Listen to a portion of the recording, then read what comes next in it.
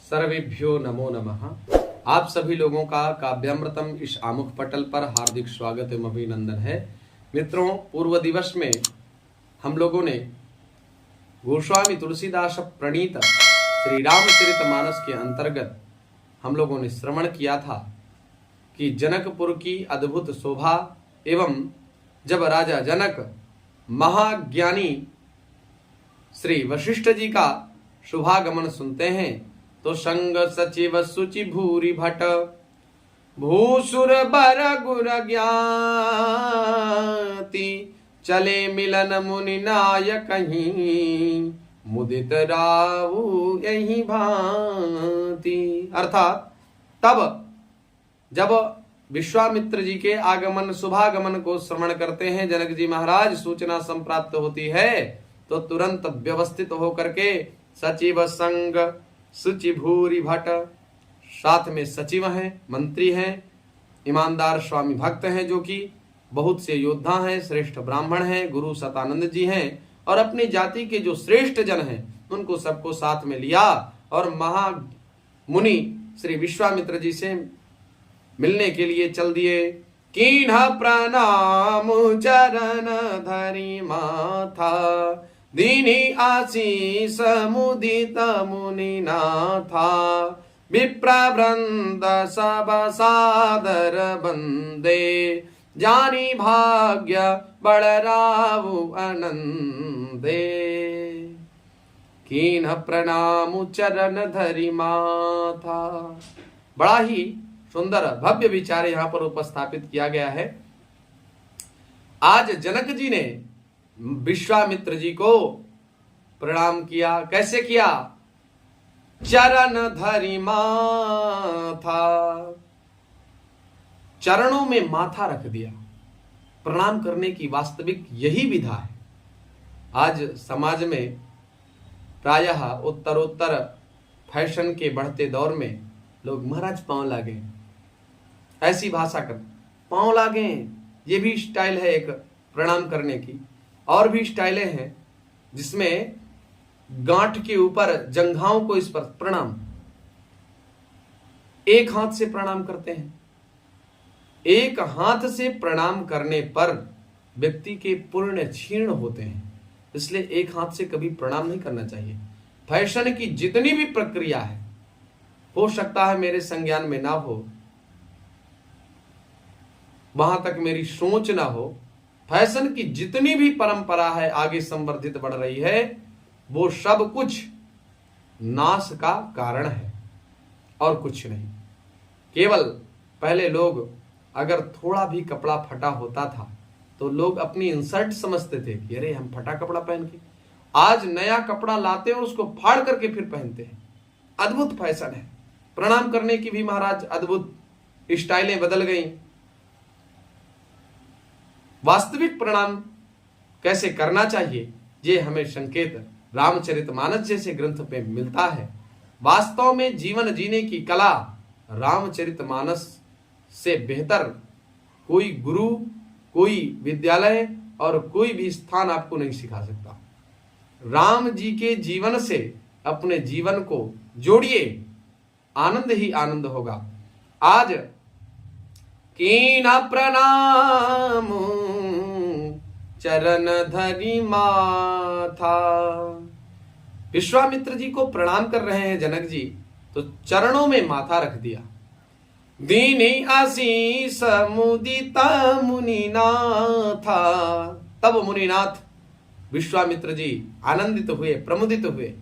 जब चरणों में आप गिरेंगे तो वो अर्थिंग हृदय से जुड़ती है और हृदय जब प्रसन्न होता है तब व्यक्ति खूब आपसे संतुष्ट ना हो, खुश रहो तो कहेगा ही, लेकिन मुनि तो महामुनि है, मुनिनाथ हैं। जनक जी भी उदार प्रवृत्ति के राजा होने के बावजूद भी अपने आप को निरीह समझ के बिल्कुल एकदम से दीनहीन बन करके ब्राह्मणों को प्रणाम करते हैं, विश्वामित्र जी को प्रणाम करते हैं और विश्वामित्र जी भी निरहंकार भाव से कहते हैं भगवान आपका कल्याण करें, ऐसी मंगल कामना करते हैं और मुनि की इच्छा भगवान की इच्छा। देवाधीनम जगत सर्वम, ये पूरा संसार देवताओं के अधीन है और देवता मंत्रों के अधीन है और मंत्र ब्राह्मणों के अधीन है। इसलिए ब्राह्मण को लोग देवता कहते हैं और मानना भी चाहिए। ब्रह्म बंधुर न हंतव्य आतताई वधारहण, ब्राह्मण का कभी तिरस्कार नहीं करना चाहिए, वध नहीं करना चाहिए। और पूजहि विप्र, विप्र को, ब्राह्मण को हमेशा सम्मान प्रदान करना चाहिए, चाहे वो वेद विधि से हीन क्यों ना हो। ऐसा आगे चल के गोस्वामी तुलसीदास जी स्वयं कहेंगे। तो ये सारी जो है व्याख्यान गोस्वामी तुलसीदास जी अपने वास्तविक अनुभव को संयोजित करते हुए और भगवान की अभिप्रेरणा से अभिप्रेरित होकर के कह रहे हैं, जिनका मार्गदर्शक साक्षात पवन पुत्र हनुमान जी महाराज हों, ऐसे गोस्वामी तुलसीदास जी कह रहे हैं। और हम ऐसे लोगों की, ऐसे सिद्ध लोगों की वाणी पर भी विश्वास न करें तो हमसे बड़ा महामूर्ख कोई है ही नहीं। मित्रों, कीन प्रणाम चरण धरि माथा, दीन असीस मुदित मुनिनाथा, विप्र वृंद सब सादर बंदे, जानी भाग्य बड़ रावु आनंदे।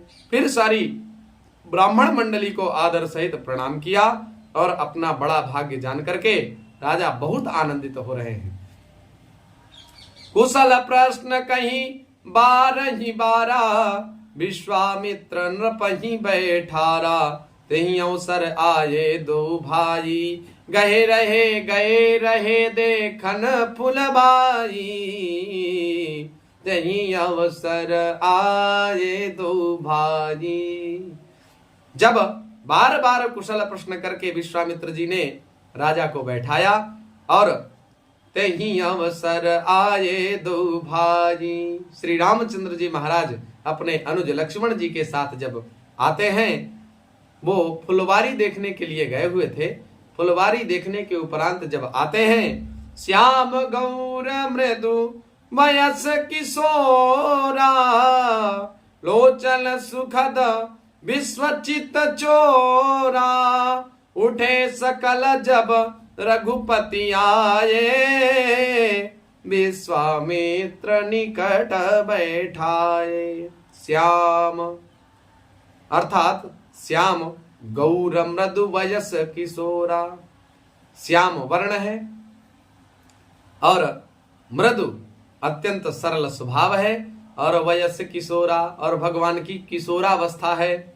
लोचन सुखद विश्वचित चोरा, यह अवस्था और यह सुंदर दिव्य स्वरूप, लोचन अर्थात नेत्रों को सुखद सुखम ददाती, अर्थात आनंद प्रदान करने वाली है, आनंद प्रदान करने वाला है। और विश्वचित चोरा, विश्व के संपूर्ण प्राणियों को व्यामोहित कर देने वाला है। उठे सकल जब रघुपति आए, विश्वामित्र निकट बैठाए। अद्भुत स्वरूप जब देखा, तेजस्वी प्रतीत हुए, तो लोग सब उठ करके अभिवादन करते हैं और राम जी को, लक्ष्मण जी को विश्वामित्र जी अपने पास बुला लेते हैं, अपने से दूर नहीं होने देते। धन्य है विश्वामित्र जी महाराज, जिनको इतना अद्भुत संयोग संप्राप्त हुआ। भय सब सुखी देखी दो भ्राता, बारी बिलोचन पुलकित गाता, मूर्ति मधुर मनोहर देखी, भयं विदेहु विशेषी। दोनों भाइयों को देख करके सभी सुखी हुए, आनंदित हुए, सबके नेत्रों में प्रेम जल भर आया, आनंद और प्रेम के आंसू उमड़ पड़े और शरीर रोमांचित हो उठे। राम जी की मधुर मनोहर मूर्ति को देख करके विदेहराज जनक विशेष रूप से विदेह, भयं विदेहु, जो विदेहराज जनक जी हैं, वो विदेहु विशेषी, अपने शरीर की शुद्धि भूल गए। भगवान की सुंदर मूर्ति में ही उनका चित्त अभिरमित हो गया। प्रेम मगन मनुजानी नृप करि विवेक धरि धीर बोले मुनि पद नाई सिरु गद गद गिरा गंभीर। मन को प्रेम में मग्न जान राजा जनक ने विवेक का आश्रय लेकर के धैर्य पूर्वक मुनि के चरणों में सिर नवा करके प्रेम भरी गंभीर वाणी से कहा, कहमु नाथ सुंदर दो बालक मुनि कुल तिलक खिंद्रप कुल पालक ब्रह्म जो निगम नेति कहि गावा उभय वेश धरि की सोयावा कहमु नाथ सुंदर दो बालक। हे नाथ कहिए, ये बालक तो बहुत सुंदर लग रहे हैं, ये मुनिकुल के आभूषण हैं या नृप कुल के द्वारा पालित हैं, माने राजा के कुल में उत्पन्न हुए हैं या मुनिकुल आपके ही कुल में कहीं समुत्पन्न हुए हैं? ऐसा जनक जी ने पूछा। ब्रह्म जो निगम नेति कहि गावा उभय वेश धरी की सोयावा। अथवा जिसका वेदों ने नेति नेति कह करके गान किया है, कहीं वह ब्रह्म तो युगल रूप में नहीं आ गए हैं। सहज विराग रूप मनु मोरा थकित होत जिमि चंद चकोरा ताते ताते प्रभु पूछऊं सती भावु ताते प्रभु पूछऊं सती भावु कहमु नाथ जनि करहूं दुरावु कहमु नाथ जनि करहूं दुरावु। मेरा मन जो स्वभाव से ही वैराग्य रूप बना हुआ है, इन्हें देख करके इस तरह मुग्ध हो रहा है जैसे चंद्रमा को देख करके चकोर अपने शरीर की सुधि भूल जाता है, उसी प्रकार से मेरा मन इनके चरणों में अभिरमित हो रहा है। हे प्रभो, इसलिए मैं आपसे सत्य निश्चल भाव से पूछता हूं, हे नाथ बताइए, दुराव मत करिए, छिपाव न करिए। इननि बिलोकत अति अनुरागा बरबस ब्रह्म सुखई मन त्यागा मुनि बिहसी कहूं नृपनी का वचन तुम्हार न होई अली का। राजा जनक भी वैराग्य संपन्न और भगवान के चरणों में चित्त को रमाने वाले श्री जनक जी महाराज हैं। आज इनहि बिलोकत अति अनुरागा, अगर इनको प्रेम पूर्वक कोई, अत्यंत अनुराग पूर्वक कोई इनको निहारता है तो बरबस ब्रह्म सुखई मन त्यागा, तो जबरदस्ती ब्रह्म सुख को त्याग देने का मन होने लगता है, क्योंकि ये बहुत सुंदर हैं, अत्यंत आकृष्ट करने वाली प्रतिमूर्ति है। कौन है ये? एक बार इनका पता तो बताइए। ये नृपकुल पालक हैं या मुनिकुल तिलक हैं? अच्छा, कहा मुनि बिहसी कहूं नृपनी का। तब विश्वामित्र जी ने हंस करके कहा, हे राजन, आपने ठीक यथार्थ ही कहा, वचन तुम्हार न हो जी अली का। आपका वचन कभी झूठ नहीं हो सकता, झूठा नहीं हो सकता। वास्तविक आप सही पहचाने हैं, यथार्थ स्वरूप आप समझ गए। ये प्रिय सबहि जहां लगी प्राणी मन मुस्कानी राम सुनि बानी। ये प्रिय सबहि जहां लगी प्राणी मन मुस्कानी राम मुनि सुनि बानी। रघुकुल मन दशरथ के जाए मम हित लागी नरेश पठाए।